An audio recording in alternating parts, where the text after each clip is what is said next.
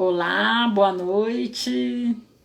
Estamos iniciando a nossa live sobre esse tema tão polêmico que é por que a alfabetização na educação infantil. Antes da gente entrar no tema, eu vou me apresentar para quem não me conhece. Eu sou a Rosa Helena, eu sou irmã da Rosa Rogério, irmã gêmea, gente, por isso que a gente é muito parecida. Sou amiga da Liliane Granzotti, da Simone Cordaro, que são as outras sócias da Grancor Formações, e elas me convidaram para falar sobre esse tema hoje. E vou me apresentar um pouquinho, né? Eu sou coordenadora pedagógica em uma escola municipal de educação infantil, né? Uma EMEI na cidade de São Paulo. Na próxima semana, dia 3 de agosto, eu completo um ano de efetivo exercício na educação infantil, mas eu estou na rede municipal de São Paulo há 17 anos. Iniciei como professora alfabetizadora, professora dos anos iniciais, né? Era a primeira à quarta série ainda, né, gente? Lá em 2004, do primeiro ao quinto ano. Acessei o cargo de coordenadora pedagógica em 2010, então estou aí há 11 anos na coordenação pedagógica. Enquanto eu estava como professora dos anos iniciais na Prefeitura de São Paulo, eu fui professora também de língua portuguesa na Rede Estadual de São Paulo por 4 anos. Trabalhei com turmas de ensino fundamental 2, né, do sexto ao nono ano, e de ensino médio e educação de jovens e adultos de ensino médio também. Então, tenho uma vasta experiência aí na sala de aula do ensino fundamental e do ensino médio. Na educação infantil, eu comecei a namorar essa etapa da educação em 2019, porque eu estava atuando como formadora da divisão pedagógica da ADRE Itaquera, aqui na cidade de São Paulo, com as frentes de formação de alfabetização, professores alfabetizadores, recuperação das aprendizagens, língua portuguesa e formação de CPs de MF, né, ensino fundamental. Então comecei a ter a vontade, né, o desejo de estudar um pouco, começar a estudar, né, criar meu repertório de educação infantil, e aí eu removi meu cargo para uma EMEI, estou lá, iniciei, né, meu exercício em agosto do ano passado. Tenho estudado bastante, eu já trabalhava com essa temática da alfabetização, tanto para o primeiro ano do ensino fundamental, quanto a transição da educação infantil para o fundamental, já há alguns anos. E eu também, quando fui professora, eu fui cursista, né, do finado curso, né, do PROFA, da formação, né, dos professores alfabetizadores, foi muito bom. Quando eu fiz lá em 2004, já tem bastante tempo, né, aqui na Prefeitura de São Paulo mesmo. Então, toda essa minha experiência enquanto professora alfabetizadora, as formações que eu participei, toda a pesquisa que eu gosto de conhecer, de estudar, e ajudar para falar sobre essa questão da alfabetização com foco no primeiro ano do ensino fundamental e pensar como é que a gente pode trabalhar com essa temática na educação infantil. Então, vocês podem, ao longo da nossa conversa aqui, né, da minha apresentação, colocar perguntas aqui também para participar. E por que esse tema é polêmico? Porque ele envolve concepção de criança, concepção de escola, concepção de aprendizagem. As escolas não são todas iguais. Mesmo escolas dentro de uma mesma rede, como a nossa aqui na cidade de São Paulo, às vezes as práticas não são tão de acordo, né, com o que o currículo da cidade, aqui no nosso caso, orienta a ser. E também depende, né, da nossa própria Constituição quando nós adultos fomos alfabetizados. Porque se a gente aprendeu de uma determinada forma, por que a gente, enquanto professora, não quer trabalhar mais dessa forma ou ver que não é tão adequado assim? E também tem a questão da nossa formação pedagógica, do que a gente continua estudando ao longo da nossa carreira e do que as famílias esperam da escola. Porque as famílias também passaram por processo de escolarização, na maioria das vezes, e foram alfabetizadas de determinadas formas, e tem aquele modelo que elas foram acostumadas na escola como algo legítimo ainda para o século XXI. E a gente vai ver um pouquinho aqui na nossa conversa de hoje por que ele não cabe mais daquela forma que era. Então, vou trazer aqui no recorte que eu preparei aqui para esta live, um pouquinho do contexto histórico até o final do século XX, né, 1999, né, para ser mais exata, né, e o início, né, dessas duas primeiras décadas do século XXI, né, já estamos aqui no ano de 2021, e vou tentar trazer também um pouco essa diferença entre alfabetização, o que é alfabetização, né, que tinha muito essa ideia, né, no método tradicional de ensino, de decodificar e codificar a língua escrita. Então a criança, né, a maioria de nós aí na casa dos 40 anos ou mais, ou até os mais jovens, né, com 30 e poucos anos, foram alfabetizados nessa perspectiva de que primeiro precisava adquirir o código, a língua como um código, para decodificar e codificar as palavras, para poder ter contato com textos escritos. Então, e como é que essa escolarização acontecia? Com a gente lá na primeira série, antiga primeira série. Com atividades, a gente começava conhecendo o alfabeto, primeiro trabalhava as vogais, depois as consoantes, depois as famílias silábicas, para formar palavras, formar frases e para aqueles textos didatizados que a gente vai trazer alguns exemplos aqui, e para poder, quem sabe, no futuro ter contato com algum texto real. E por que essa alfabetização não faz nenhum sentido para o século XXI? Então a gente vai fazer o recorte por esse caminho. E além de trazer essa questão que esse tipo de entendimento sobre a alfabetização não cabe nem para o ensino fundamental, muito menos para a educação infantil, qual é a perspectiva que a gente trabalha, que a gente acredita, que a gente estuda, que a gente pesquisa? Que é a língua escrita a partir das práticas sociais da escrita, da cultura escrita, numa abordagem construtivista do ensino, a criança como centro do processo. Então, o que a gente entende por alfabetização? Então, vamos começar por esse conceito, né? A alfabetização é a aquisição do sistema de escrita alfabética, de forma sistemática. O que é uma forma sistemática? É quando a criança vai aprender, ou o jovem, ou o adulto também, as pessoas que se alfabetizam mais tarde, elas vão aprender de forma sistemática por meio de atividades, lições, folhinhas, né, as famosas folhinhas, leitura e assim, de preferência, né, leitura e produção de textos escritos e escuta e produção de textos orais, né, nas práticas sociais. Essa perspectiva de alfabetização que a rede de São Paulo, a rede municipal de São Paulo trabalha, a rede estadual também, e as escolas que têm uma proposta pedagógica construtivista. E qual é a diferença, né, entre essa concepção de alfabetização e a cultura escrita em si? A alfabetização é a criança, no caso aqui que a gente está falando aqui nessa perspectiva da primeira infância, né, de 0 a 6 anos, a criança ter a aquisição do sistema de escrito, se apropriar de como é que a língua funciona, saber ler e escrever. Esse objetivo não é da educação infantil. Não está no currículo da Rede Municipal de São Paulo, nem na BNCC, na Base Nacional Comum Curricular. Então, esse objetivo de aquisição do sistema de escrita alfabética é do primeiro ano em diante. O que a gente pensa sobre a educação infantil? É o trabalho com a cultura escrita, que já era essa perspectiva, porém, alguns conteúdos do primeiro ano no ensino fundamental eram antecipados, como se fossem mais importantes do que o que a educação infantil precisa trabalhar, né? Então, o que é a cultura escrita? É o contato e a interação com a linguagem escrita a partir das práticas sociais de leitura e de escrita. Vou dar aqui alguns exemplos. Por exemplo, a leitura literária diária que as professoras podem fazer para as crianças, desde os bebês no berçário até as crianças de 3, 4, 5 e no ensino fundamental também. Então, essa prática de leitura literária diária, ela banha a criança na linguagem escrita. Se der tempo, no final aqui da nossa conversa, eu vou fazer um exercício rápido, mostrando um pouquinho como é que a gente diferencia um livro literário infantil de qualidade de um livro literário que não tem muita qualidade estética nem de linguagem escrita.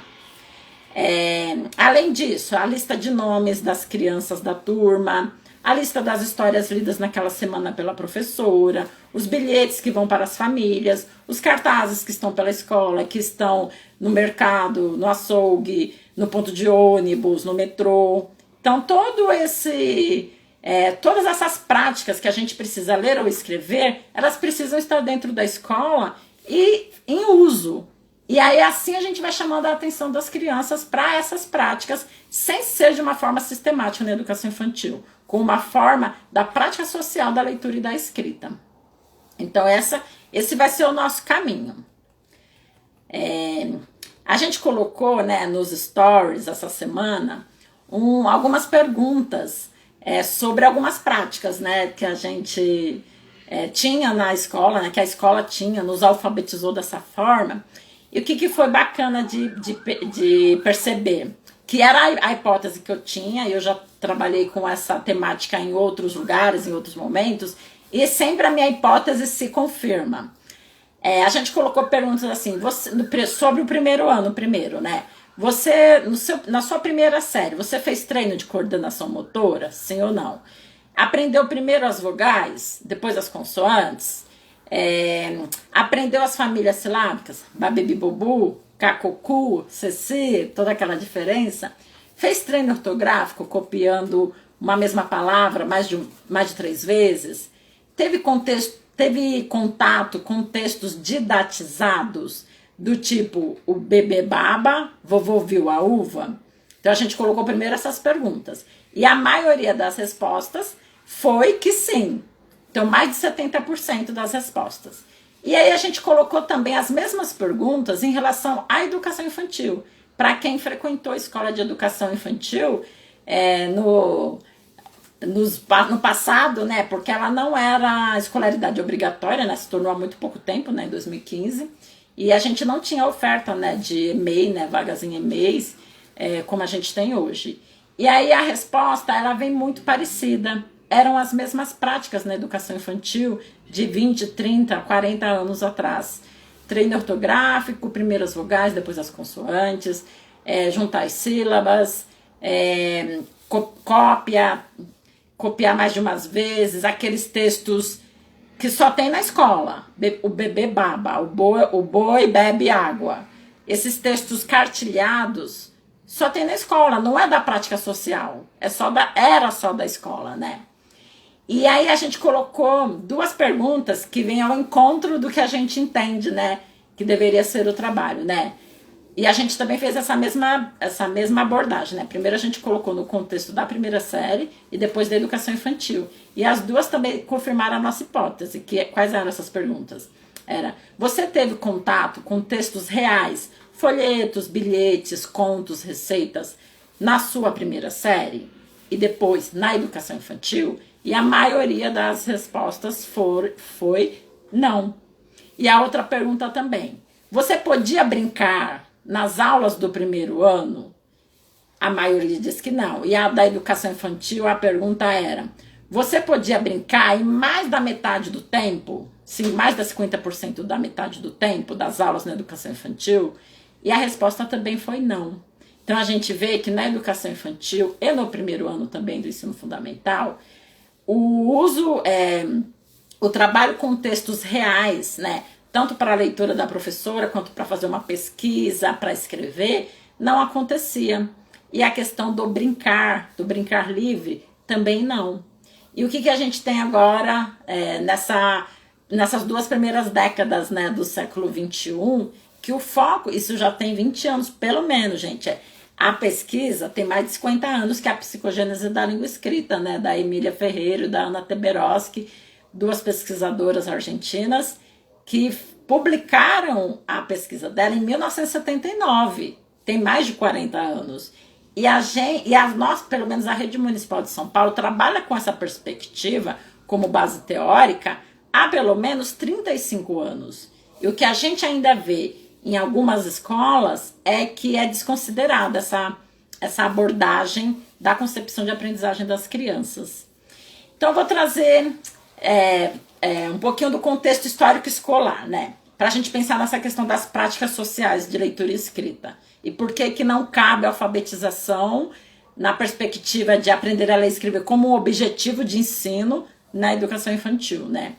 Final do século XX, até lá 1999, é o início da popularização do acesso à internet. Ainda era internet de escada, Boa parte da população não tinha acesso.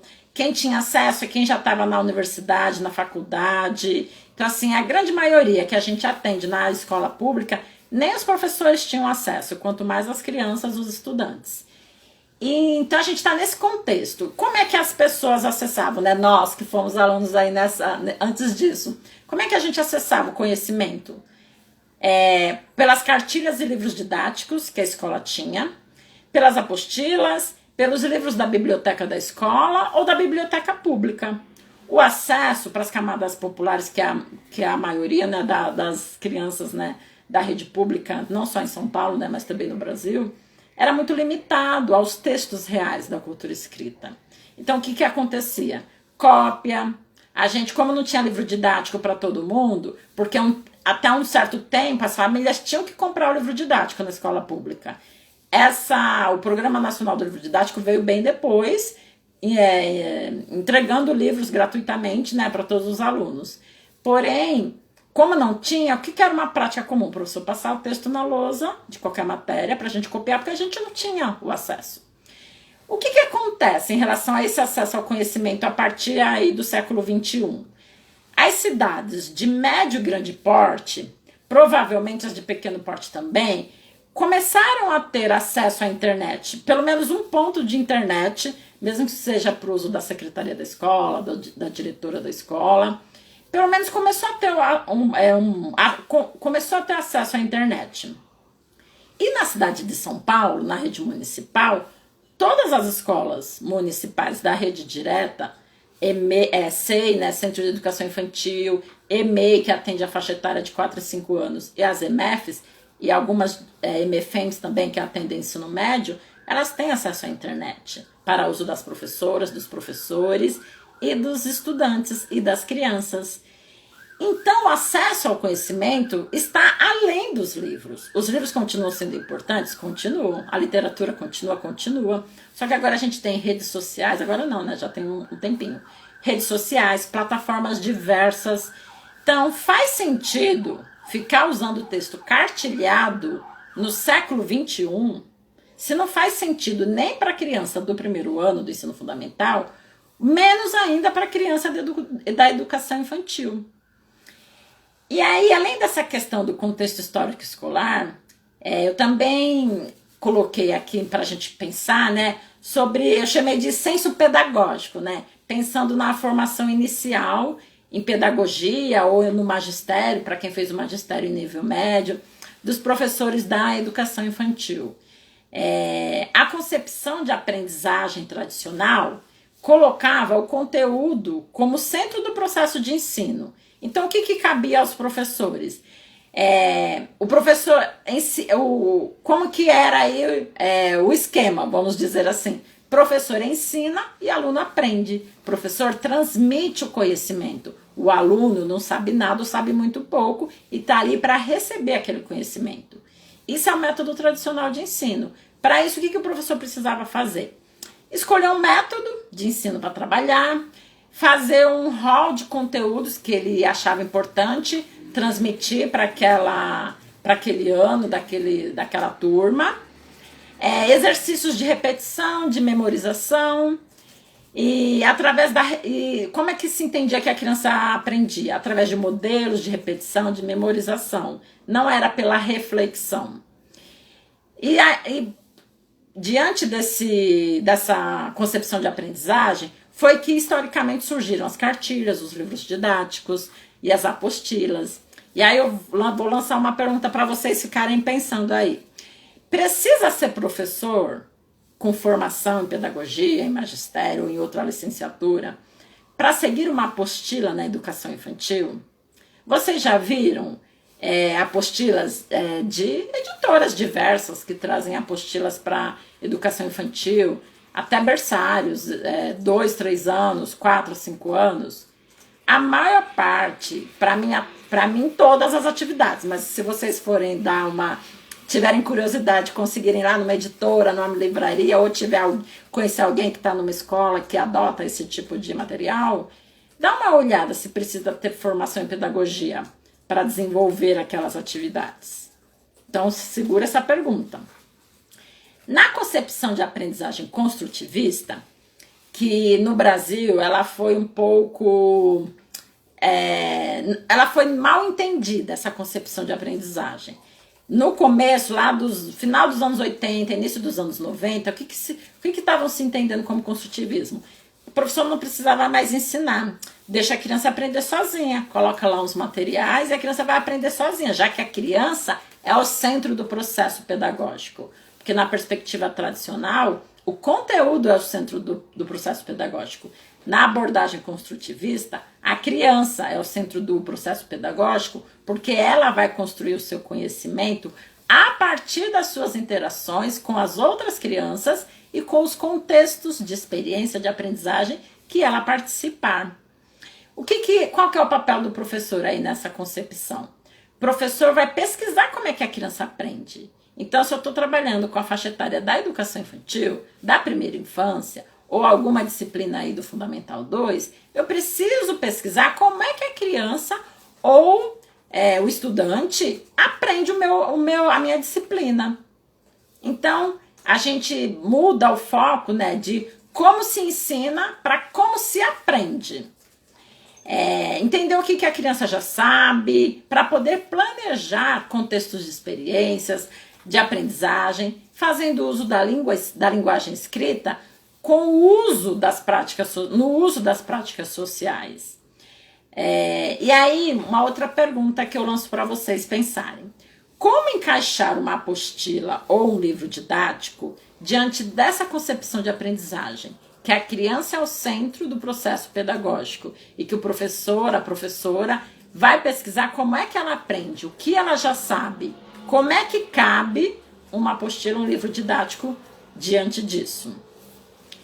E para o trabalho acontecer, né, já falei, vou trazer alguns exemplos agora do que seriam as práticas sociais de linguagem escrita.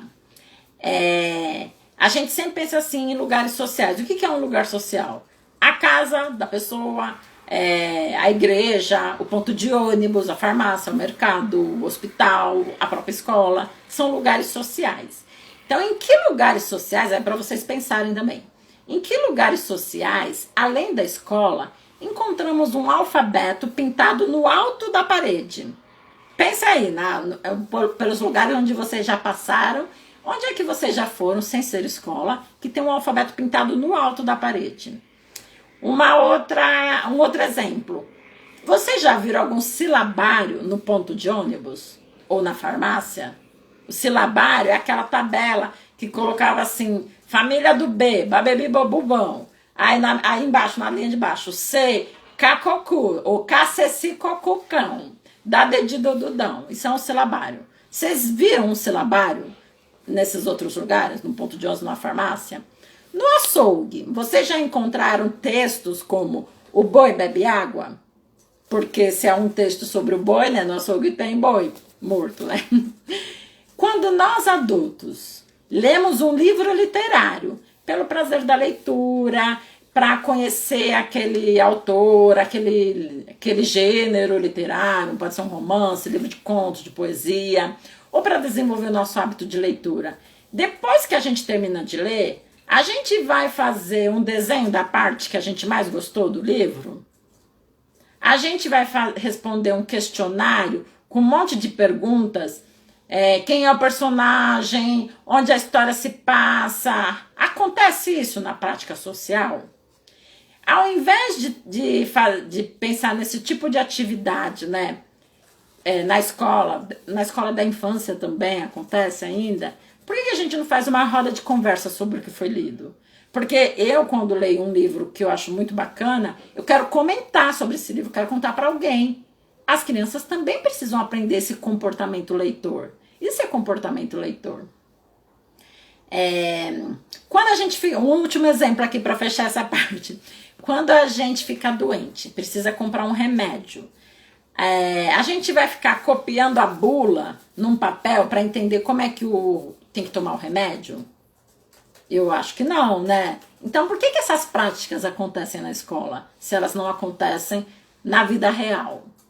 Por que não trazer os textos reais, com seus usos sociais, para a escola desde os bebês? Porque as crianças são muito inteligentes, elas são muito potentes, elas vão aprender sem ser dessa forma mecânica, que não tem reflexão, que não tem sentido na maioria das vezes. Aí alguém pode estar pensando assim, mas tem criança que aprende assim? Tem, nós aprendemos, eu aprendi dessa forma. Mas isso não quer dizer que essa foi a melhor aprendizagem que a gente teve. Então a gente, pensando na educação infantil e por que algumas práticas não fazem mais sentido, a gente precisa parar e pensar nesses contextos que eu estou trazendo aqui hoje. Pensando na questão da infância agora, vamos entrar por esse caminho. Perante a legislação, é considerado criança um indivíduo até 12 anos de idade, do 0 aos 12 anos de idade. Então você vê que pega aí as crianças até o 6º ano do ensino fundamental. Com 12 anos, a criança que esteja no fluxo correto aí pela faixa etária na escolarização básica, ela está no 6º ano aos 12 anos. E aí eu trago uma reflexão pensando assim, a expectativa de vida dos brasileiros aumentou muito, não só dos brasileiros, né, de outros países em desenvolvimento ou desenvolvidos também, nos últimos 30, 40 anos. Então eu trouxe até aqui na minha cola uns dados do IBGE. A expectativa média de vida do brasileiro no ano 1980 era de 62 anos de idade. Então lá, para quem estava nessa faixa etária no ano de 1980, vivia em média 62 anos. No ano 2000, vejam, 20 anos depois, a expectativa já aumentou um pouco, a expectativa de vida, para 69,8 anos. 18 anos depois, em 2018, a expectativa de vida já era de 76,3 anos. Ou seja, de 1980 a 2018, que dá aí 38 anos, a expectativa média de vida do brasileiro aumentou em 14 anos. Só que 14 anos de quê? De infância? Não, de velhice, de vida adulta. Então, a infância continuou com os mesmos 12 anos. Por que a gente quer tirar espaço da escola da infância para as vivências, as experiências nas múltiplas linguagens que as crianças precisam passar para antecipar conteúdo do ensino fundamental?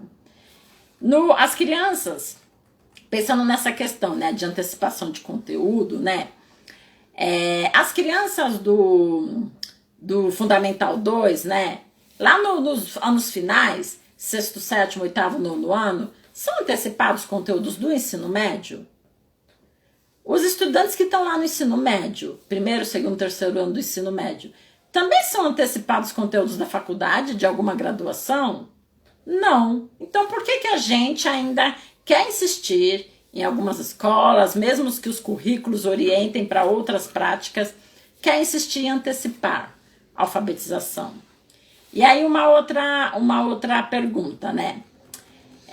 Antes da outra pergunta, como é que a gente, né? Então, se na educação infantil não tem mais esse objetivo de alfabetizar a criança, não tem, nem na BNCC. Então, nenhuma escola, nem pública nem particular de educação infantil, tem como objetivo alfabetizar a criança. Mas sim, trabalhar com a linguagem escrita a partir das práticas sociais, de leitura e de escrita. Não com atividade de folhinha, de coordenação motora, de repetição de sílabas. Então, vou trazer aqui mais alguns exemplos, né? Já falei dessa questão da leitura literária diária, de qualidade, inclusive para os bebês. Tem pessoas que pensam, mas eu vou ler para um bebê de 6 meses? Ué, por que não? É assim que eles vão sendo banhados pela linguagem escrita, que é diferente da linguagem oral. Quando a gente lê um livro em voz alta para os bebês, para as crianças, é um outro tipo de linguagem que a gente está trazendo ali. É a linguagem escrita oralizada. Não é a língua que a gente conversa, que a gente fala no dia a dia. É uma outra forma de linguagem. Outro exemplo, os registros escritos diários que as professoras, os professores realizam. Eles podem explicitar para as crianças quando estiverem fazendo esses registros. Por exemplo, crianças, vou anotar aqui neste caderno a lista, desta lista, o nome do livro que a gente leu cada dia da semana. Então, quando chegar no final da semana, a gente vai retomar e ver quais que a gente já leu, quais que a gente mais gostou. Olha, vou escrever aqui neste bloquinho de notas a pergunta que o Joãozinho fez quando a gente estava lá no parque hoje à tarde. Eu achei a pergunta muito legal e eu quero pensar como é que a gente pode pesquisar esse assunto que ele trouxe. olha, crianças, eu vou escrever aqui no cantinho na lousa qual foi, o que vocês acharam da brincadeira hoje que a gente organizou lá na sala referência. Então, trazer essa questão do registro que as próprias professoras, os professores precisam fazer e explicitar isso para as crianças também é trabalho de cultura escrita, de linguagem escrita, com significado, com objetivo. Tá escrevendo porque tem um objetivo, não tá escrevendo por escrever, para ficar repetindo, copiando. E um outro exemplo também que eu trago é a questão de disponibilizar recursos, né, para a escrita, de leitura, deixar disponível ao alcance das crianças. Por exemplo, que as crianças tenham acesso aos livros literários, livros informativos, ou se tiver outros suportes de texto escrito, como jornais, revistas, gibis, deixar livre para as crianças brincarem com eles. Às vezes tem educadores que pensam que a criança só pode brincar com livrinho de plástico, livrinho de pano, porque elas vão estragar o livro de literatura que a gente tem na escola. Mas o livro, gente, ele não é um material permanente, ele é um bem que pode rasgar e tudo bem. Se der para colocar uma fita em cima, é assim que acontece na casa da gente também com os livros. E uma outra questão é nos contextos de brincadeiras. Por exemplo, na brincadeira de faz de conta de médico. Deixar lá um bloquinho para ser o receituário do médico. O médico não passa uma receita. E a criança vai escrever do jeito dela, a escrita espontânea, o rabisco que ela vai fazer. Mas é uma prática social de escrita. Ou tá na casinha, o contexto de brincar de casinha, deixar lá, imprimir da internet, que hoje em dia a gente não usa mais livros de receita, né? Mas imprimir, a gente bota no Google, né? Pesquisa receita lá. Imprime umas receitas do Google e deixa lá também. Ó, criança, aqui estão as receitas que eu pesquisei no Google, eu imprimi, ó, se vocês... Não, às vezes não precisa nem mostrar, é só deixar lá. Se alguma criança vai perguntar o que é. E elas vão usar, elas vão brincar, elas vão explorar. E há também uma outra prática, né, que envolve leitura escrita na educação infantil, que também potencializa muito essa questão das crianças perceberem o porquê que a gente escreve, o porquê que a gente lê, os próprios registros da documentação pedagógica, que vai sendo construído ao longo dos processos. Então, por exemplo, ter um mural ou na altura das crianças, que vão sendo colocadas ali alguns registros, como foi algumas experiências que elas participaram com fotos, legenda das fotos, trazer falas delas ali e ir falando, olha, aqui, lembra aqui por essas fotos o que a gente fez? Então, olha, tá escrito aqui na legenda, tal coisa. Olha, coloquei aqui em cima das fotos como é que a gente organizou a brincadeira, para vocês lembrarem quando vocês precisarem. Quando vocês quiserem, podem vir aqui nesse mural para relembrar tudo isso. Então, as crianças vão entrando em contato com a linguagem escrita, vão percebendo a função da linguagem escrita. E aí, apesar de toda essa reflexão que muitas escolas já estão empreendendo, o trabalho ainda é bastante árduo, né, pela frente, porque mudança de concepção não é de um dia para o outro, né? Demora um pouco, mas a gente precisa começar esse estudo, quem não começou ainda. E além dessa questão, surge o que eu chamo de conflitos pedagógicos. O que são os conflitos pedagógicos? Quando a gente tem uma concepção própria da aprendizagem de criança, de educação, e a gente trabalha numa rede ou numa escola particular, cuja proposta não é a mesma que a gente acredita, não é a mesma que a gente gostaria que fosse. E aí a gente entra em conflito, pensando, ai meu Deus, eu tenho que ensinar de uma forma que para mim não faz sentido, mas eu preciso do emprego, né? Então, o que eu poderia, por exemplo, ter que seguir um currículo ou um material didático que ainda tem foco no ensino tradicional, na concepção tradicional de aprendizagem, que é centrada no conteúdo e não na criança. Que dicas eu posso trazer aqui aí? Porque eu também já passei por esses conflitos pedagógicos. Tentar elaborar propostas que envolvam práticas sociais de leitura e de escrita a partir das próprias atividades da apostila ou do livro didático, ou acrescentar propostas além do que está no livro. Então, cumpre lá o que está no livro, que está na apostila, mas traz outras propostas de atividades que você considera mais significativa para as crianças, que elas vão se interessar mais, que vai trazer esse uso social da leitura e da escrita. Ou até, que é o que eu penso, se a nossa rede, né, de São Paulo tiver que adotar, né, os livros didáticos na educação infantil, porque a gente ainda não sabe, né, nessa altura do calendário escolar, propor como lição de casa, ou deixar a criança brincar com o livro, de escolinha, de outra coisa. Porque um livro didático, né, eu lancei a pergunta lá mais para trás, o livro didático na educação infantil, e mesmo no ensino fundamental, no ensino médio, ele na verdade, o livro didático no ensino fundamental e no ensino médio, ele é um dos apoios dos professores para o trabalho pedagógico. Mas, para alguns professores, né, é meio que o caminho que tem que seguir, não faz nada além do que está lá. Na educação infantil, a gente não trabalha com essa perspectiva de conteúdo, preciso aprender, que se não aprender, não vou alcançar o outro ano.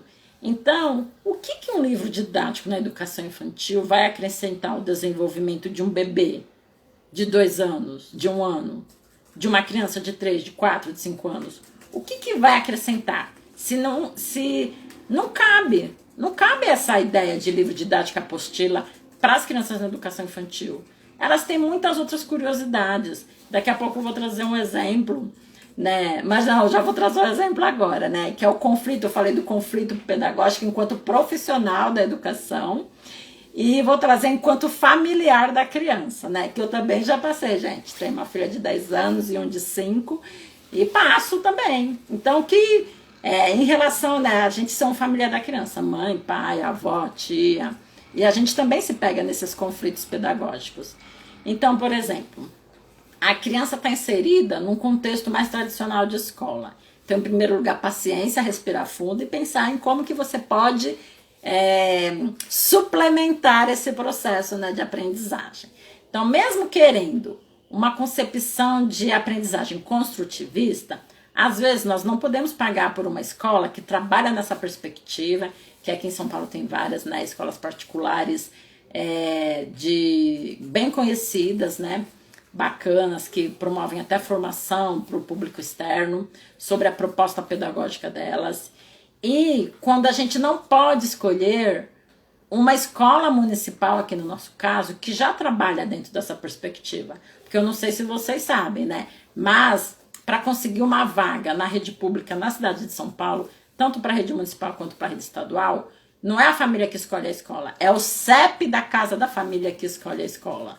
Então, às vezes você conhece, dá até para você levar, pagar transporte escolar para sua criança estar lá numa EMEI, não sei, que você sabe que já tem um caminho nessa perspectiva da criança como centro do processo, só que o seu CEP te joga para uma escola que você sabe que tem lição de folhinha, que digitou lá no Google,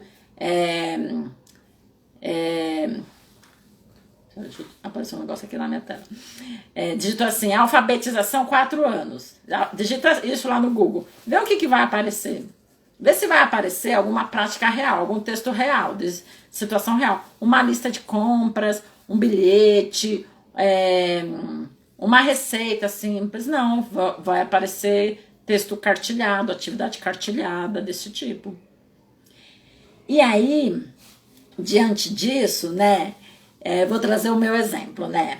O meu filho, o Pietro, né, tá com 5 anos e meio. Ele não gosta das atividades mecânicas da escola particular que ele tá. E aí eu coloquei na mesma escola que a irmã está, porque o ano que vem ele vai pro 1º ano, e aí para conciliar a agenda da família, as crianças precisam estar na mesma escola, né? E aí o que acontece? Ele não gosta das atividades repetitivas de apostila, porque talvez, até para esse contexto online que a gente ainda está vivendo, até cabe. Por quê? Porque quem vai orientar a criança ali na resolução da atividade é o familiar que está acompanhando a criança da educação infantil. Então, talvez para o contexto remoto, online, até cabe, com bastante ressalvas, mas para o contexto presencial não cabe. E aí, por exemplo, ele tinha uma atividade que ele tinha que copiar a letra A numa linha até acabar a linha. E ele não queria, de nenhum jeito, eu enrolando, tá? Eu falei assim, faz pelo menos uma vez, escreve um A pelo menos. E aí ele fez, e assim, nenhuma atividade desse tipo ele gosta, porque não vê sentido, né? Não tem sentido. Uma criança que acessa YouTube, acessa joguinho no celular, pergunta como é que escreve tal coisa para pesquisar no celular, e a gente fala as letras. Não faz sentido ficar copiando aí o... Então, as escolas que ainda trabalham com essa perspectiva, talvez não tenham feito essa reflexão. E aí, o que acontece com as famílias? Muitas famílias querem atividade desse tipo, porque foi assim que ela aprendeu quando ela era criança. Então, ela pensa, se ela aprendeu daquele jeito, por que o filho dela não pode aprender? Mas ele pode aprender melhor. Essa é a reflexão que a gente tem que trazer. E aí, o que eu me surpreendi, né, diante dessa questão, né, do meu filho perguntar como é que escreve algumas palavras para ele pesquisar o vídeo no YouTube, o canal que ele quer assistir, ele começou a ler. Ler, assim, estava lendo, ele adora transportes, né, marítimo, ferroviário, avião. E aí a minha irmã deu um livro para ele que tinha vários tipos de transporte. E cada tipo de transporte tinha um mapa. E o título do mapa era assim, Mapa do Transporte Rodoviário no Brasil. Mapa do Transporte Marítimo no Brasil. E aí ele adorou, e aí a gente estava explorando o mapa. Olha, aqui onde está assim dessa cor é tal coisa, aqui onde está assim dessa cor é tal coisa. Aí ele apontou para o título e leu, Mapa do Transporte Marítimo do Brasil.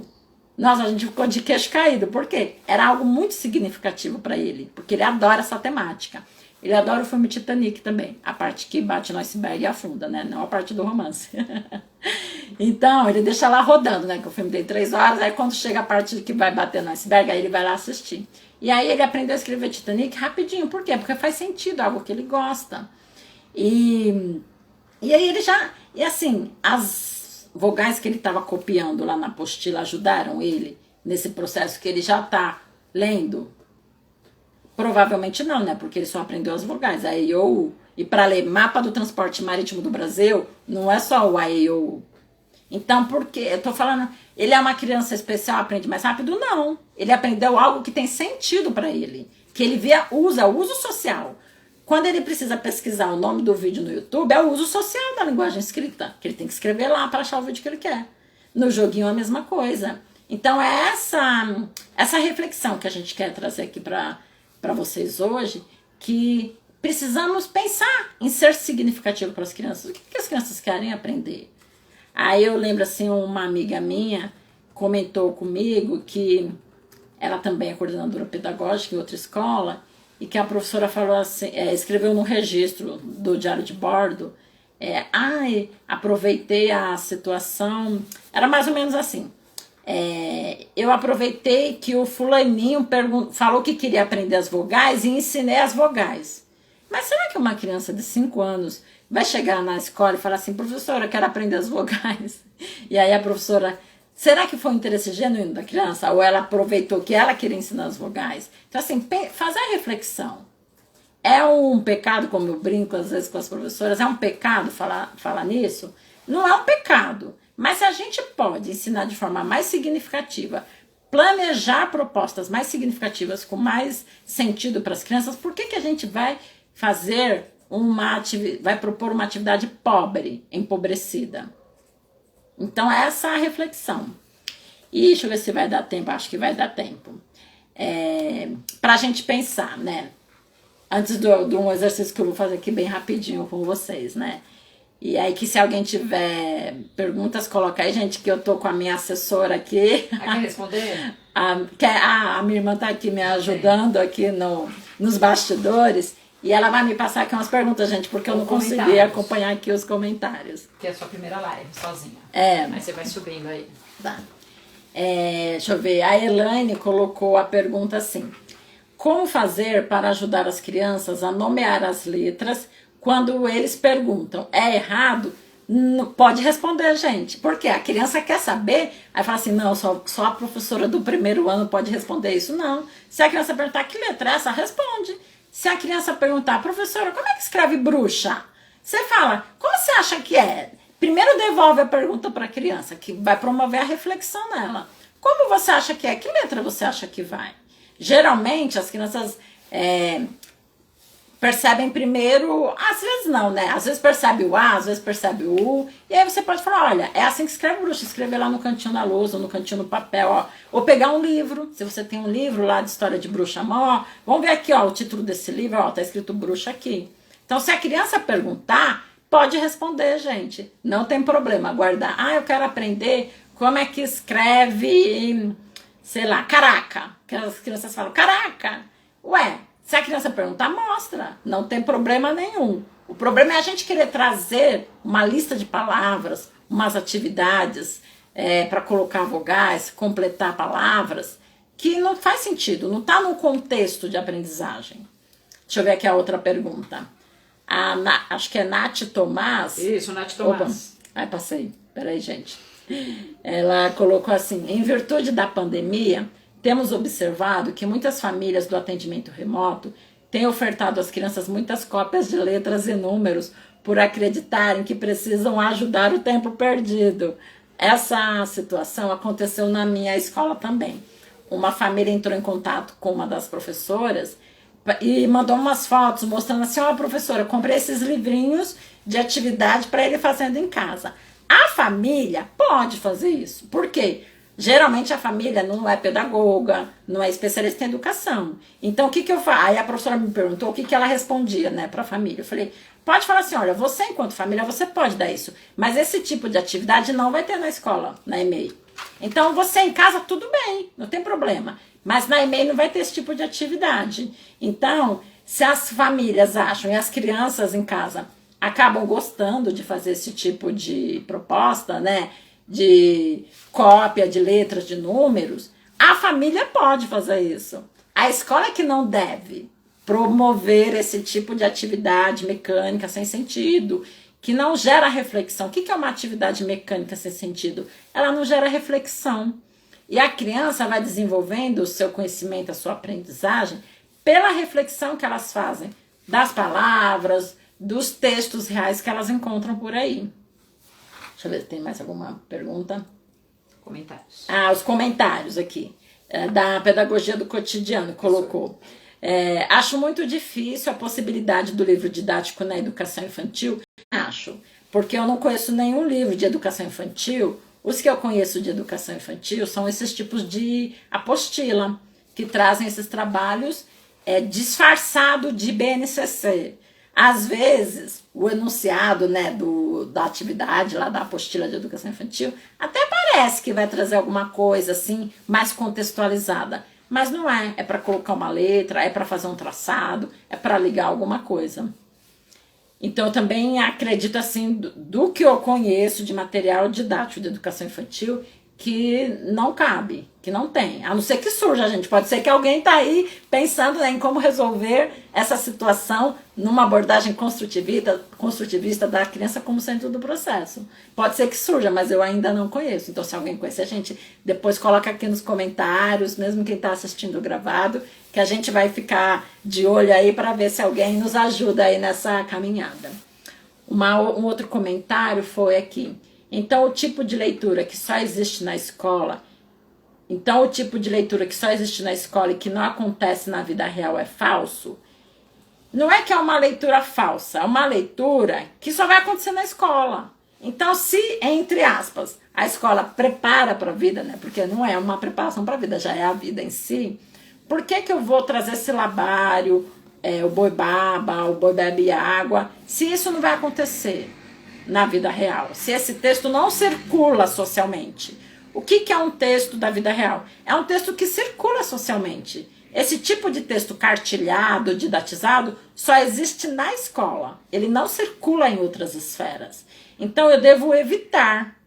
E aí, trazer o quê? Textos reais. A gente faz tanto, gente. Pensa, quem é professor aí, que está acompanhando o professor, pensa no seu dia a dia, o quanto você faz uso da leitura e da escrita para o planejamento das suas aulas,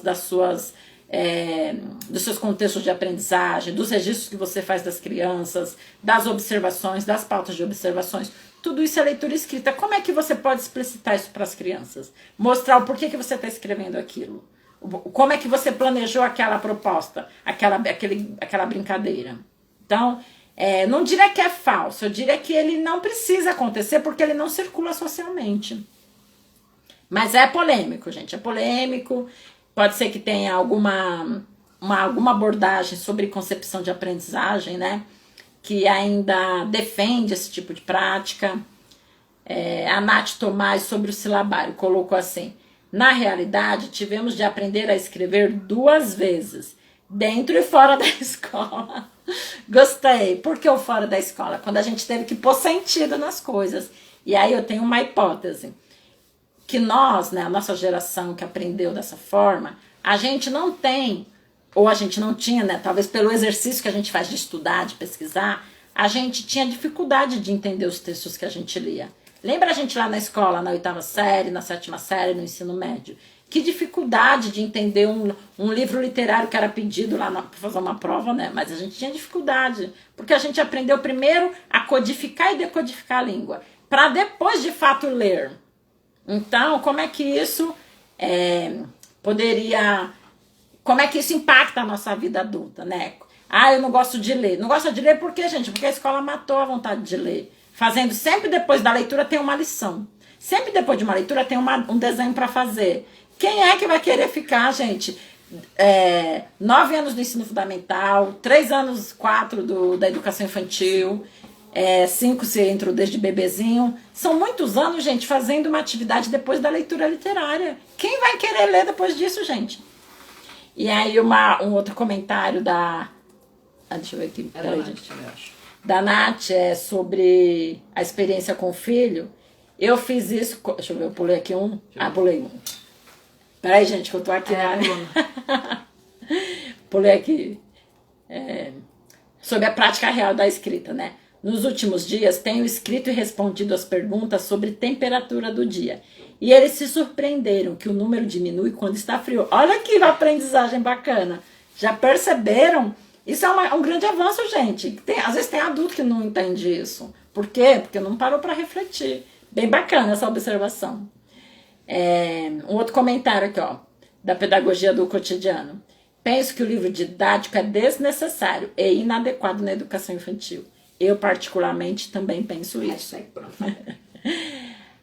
A Renata, Nogueira Renata, sobre a experiência com o filho. Eu fiz isso com o meu filho. Ele sentiu muito depois que saiu da EMEI. Ele falava que queria continuidade aprendendo brincando. Verdade, gente. E às vezes a brincadeira nem é livre na EMEI, mas deveria ser, né? A Elaine Silva também colocou assim: meu filho foi alfabetizado copiando os nomes de times de futebol do álbum dele.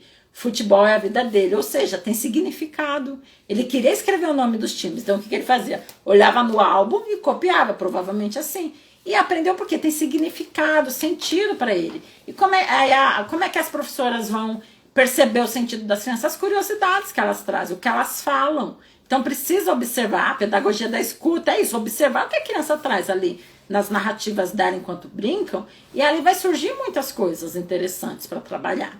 Pode continuar colocando aí, gente, que a minha assessora me ajuda aqui. E aí eu trouxe aqui mais umas perguntas, né, para a gente pensar. O que a criança na educação infantil ganha com a antecipação da alfabetização, ao invés de brincar, de experimentar as múltiplas linguagens, privilegiando só a linguagem escrita? O que a criança ganha com isso? Já pararam para pensar? Aprender a ler e a escrever aos 4 ou 5 anos garante que a criança aprendeu melhor do que uma criança que se alfabetiza aos 6, aos 7 anos? Mudando a pergunta, aprender antes, aprender mais cedo, significa que a criança aprendeu melhor? Então a gente tem que se fazer essas perguntas. O que é o melhor para a criança? A criança de 4, 5 anos precisa brincar, precisa modelar na argila, no barro, precisa brincar com a areia, brincar nos ambientes naturais, fazer construções, dançar, cantar, ouvir bastante literatura, ter bastante roda de conversa. Tem famílias que não conversam com as crianças, no sentido de desenvolver um assunto com elas. Só prontas do tipo assim, vem almoçar, o que você quer? Não desenvolve. Então essa questão da oralidade, né, da criança se expressar oralmente, também influencia na reflexão que ela vai fazer da escrita depois, que não é uma representação da fala apenas. E aí eu trouxe aqui rapidinho, né, para já fazendo aí uma propaganda do nosso webinário, semana que vem, dia 5 de agosto, né, que a gente vai aprofundar um pouco essa concepção de língua, linguagem, concepção de criança que temos quando falamos no trabalho com a cultura escrita na educação infantil e como as experiências nas outras linguagens podem contribuir para a aprendizagem da linguagem escrita. Então já fica o convite aí, vários métodos de pagamento. Nós vamos aprofundar essa conversa. Então eu dividi o conteúdo, uma parte introdutória aqui na live, e vamos continuar essa conversa lá no webinário. E aí eu trouxe, vai ficar ao contrário aí para vocês, mas aí eu trouxe aqui um exercício rapidinho para a gente pensar. Esse livro aqui é um livro de literatura infantil lá da minha escola, se chama O Nascimento do Dragão. É uma tradução para o português de duas escritoras francesas. Então aqui o nome, Marie Cellier e Catherine Louis, não sei se é assim que fala. E também com a contribuição de uma chinesa, né? Porque dragão, né, para quem tem aí repertório, remete à cultura chinesa. É da editora Companhia das Letrinhas, que também já tem um bom catálogo aí de literatura infantil. Então eu peguei esse livro aqui, ó. Tô mostrando a capa, vocês vão ver ao contrário as letras, mas não tem problema. A ideia é o quê? Perceber as características que essa capa do livro nos traz. Traz uma ilustração que não é uma ilustração com cores primárias, com traçados comuns. Traz esse fundo vermelho, que é aqui para o nosso repertório, já remete à cultura chinesa.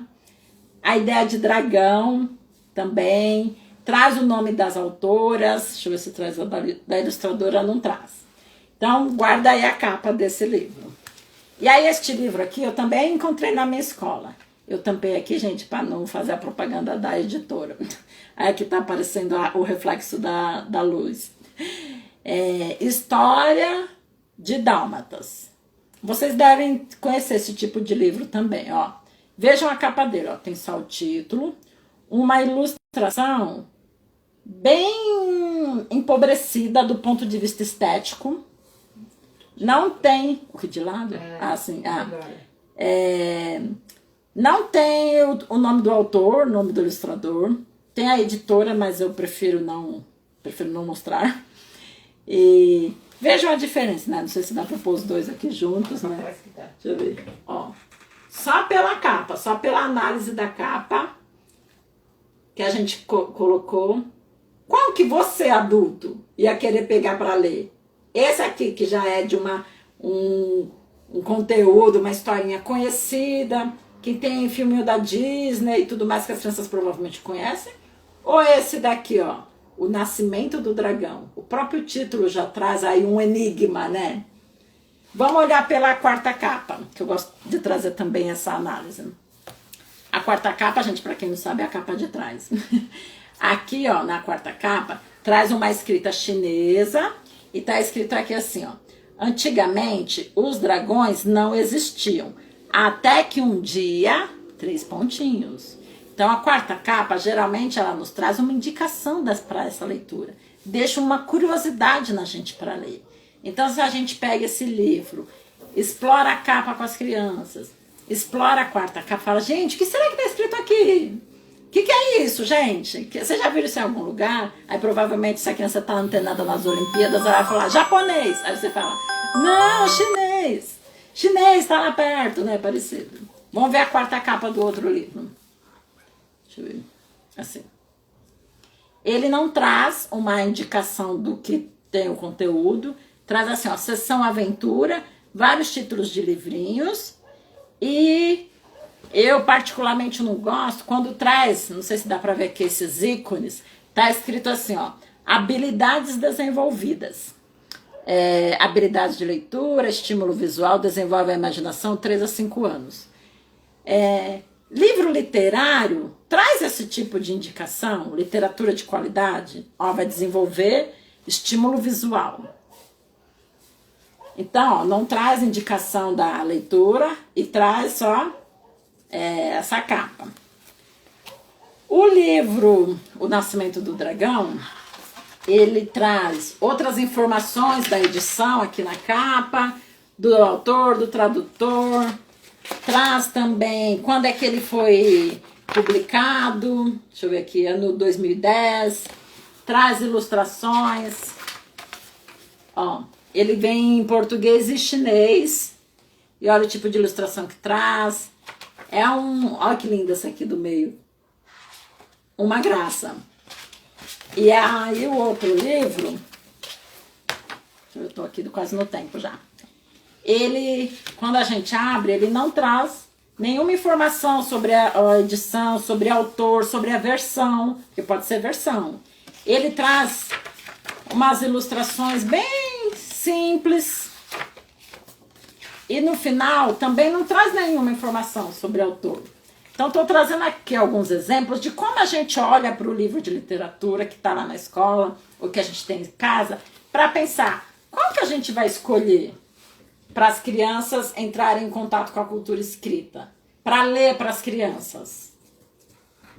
Porque geralmente esses livrinhos aqui, gente, iam antigamente, não sei se hoje ainda vai em algumas escolas, iam umas pessoas vender uns livrinhos assim, bem pobrinho, baratinho, e as professoras davam um para cada criança, ler, desenhar a parte que mais gostou, brincar com o livro. Só que esse livro bom, digamos assim, do ponto de vista estético da linguagem literária, não circula na mão das crianças. Ah, porque eles vão estragar, porque eles vão sujar, porque isso, porque aquilo. Gente, mas o livro tem que estar na mão das crianças. E a professora tem que ler todos os dias para as crianças e ir trazendo essa conversa. O que vocês veem aqui na capa? O que parece? E essas cores? Por que vocês acham que tem essas cores? E aí começa a ler. E aí vai ter palavras que as crianças não conhecem. Mas as crianças podem entender o global ali daquele pedaço. E você pode, em alguns momentos, parar e perguntar: vocês sabem o que é essa palavra? Se você achar que é importante para ela entender. Então a gente precisa, né? Esse é o exemplo mais clássico de cultura escrita que a gente traz desde os bebês, que é a leitura dos textos literários diários. Claro que eu não vou trazer, não sei, até poderia. Eu pensei aqui, não vou trazer essa leitura para um bebê de 1 ano, mas talvez ele se interesse. Ou ele vai ficar brincando, circulando ali pela sala referência, mas vira e mexe ele vai te olhar. Ele vai se aproximar de você. Porque a gente ainda tem aquela impressão de que a leitura literária na educação infantil, que as crianças, eu tenho que fazer uma verificação daquela leitura. Como é que eu verifico uma leitura com um bebê, gente, de 1 ano, de 2 anos, de uma criança de 3 anos? É conversando sobre a leitura, falando, gostou, não gostou? O que você acha? O bebê que não oraliza, não verbaliza, você vai perceber pelo interesse dele olhar as imagens. E às vezes ele não precisa demonstrar isso também, porque ele foi banhado nessa linguagem escrita, quando você leu em voz alta. Não vão estar as 20 crianças, 30 crianças lá prestando atenção em você, não vai, gente. A não ser que você já conseguiu despertar esse interesse nas crianças e que é o momento mais esperado do dia, a leitura literária. E às vezes a criança que gosta vai ter um dia que ela não vai estar muito afim. E tudo bem. Acontece isso com a gente adulto. A gente começa a ler um livro, de repente a gente desiste do livro, daqui a pouco a gente volta para ele. Então lá no webinário eu vou trazer um outro exercício, parecido com esse aqui, ó, de comparar 2 tipos de livro literário. Vou trazer outros elementos da escrita, das ilustrações. Aqui foi mais rapidinho para vocês. Dia 5 de agosto. Link na bio aqui na Grancor Formações. E manda um direct também. Não sei se tem mais algum comentário, alguma pergunta. Por enquanto não. Então eu agradeço aqui a oportunidade que as meninas da Grancor me chamaram para falar sobre esse assunto. Espero que tenha contribuído para a reflexão de vocês que estão aí assistindo. E quem tiver interesse em continuar esse assunto, se inscreve para participar do webinário, dia 5 de agosto. Obrigada, gente. Aí a presença de todos, quem assistiu ao vivo, quem está assistindo gravado. E até mais. Aqui no X.